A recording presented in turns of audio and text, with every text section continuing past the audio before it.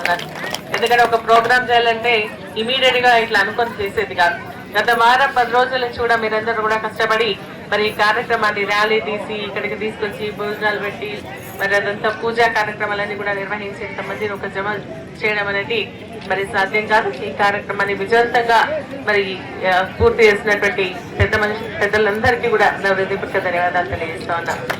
మరి నిజంగా కూడా శివలాల్ మహారాజ్ మనకు ఒక ఆధ్యాత్మిక గురువు. వారు చూపించినటువంటి మార్గంలో మనమందరం కూడా నడవాల్సినటువంటి అవసరం ఉంది.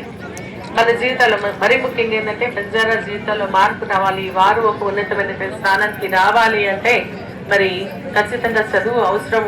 చదువుకునే విధంగా మనం అందరం కృషి చేయాలని, అందరితో కలిసిపోయే విధంగా మనమందరం కూడా ఉండాలని చెప్పేసి వాళ్ళు ఎన్నో బోధనలు మనం చేయడం జరిగింది.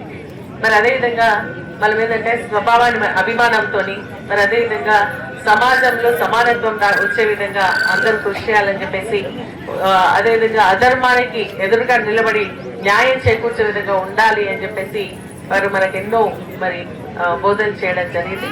కాబట్టి మనం అందరం కూడా వారి మార్గంలో నడవాల్సినటువంటి అవసరం ఉందని చెప్పేసి నేను అంటా ఉన్నాను. అందుకే ఈరోజు నిజంగా కూడా ఒకప్పుడు మరి దూరంగా నివాసం ఊరికి దూరంగా ఉన్నటువంటి తాండావాసులందరూ కూడా మెల్లమెల్లగా అభివృద్ధి పథంలో ముందు నడవడానికి కారణం కూడా సంత్ శివలాల్ మహారాజ్ యొక్క ఆశయాలని కూడా నేను సందర్భంగా తెలియజేస్తాను. ఈరోజు ఒక ఊరికి కరెంట్ రావాలన్నా తాండాకి కరెంట్ రావాలన్నా, నీళ్లు రావాలన్నా, లేకుంటే మనకు స్కూల్ రావాలన్నా అవన్నీ కూడా వారు చూపించినటువంటి ఒక ఆదర్శమైనటువంటి మార్గం అని చెప్పేసి కూడా తెలియజేస్తూ వస్తున్నటువంటి ప్రభుత్వాలు కూడా వాటిని ఆచరిస్తూ రావడం జరుగుతూ ఉంది.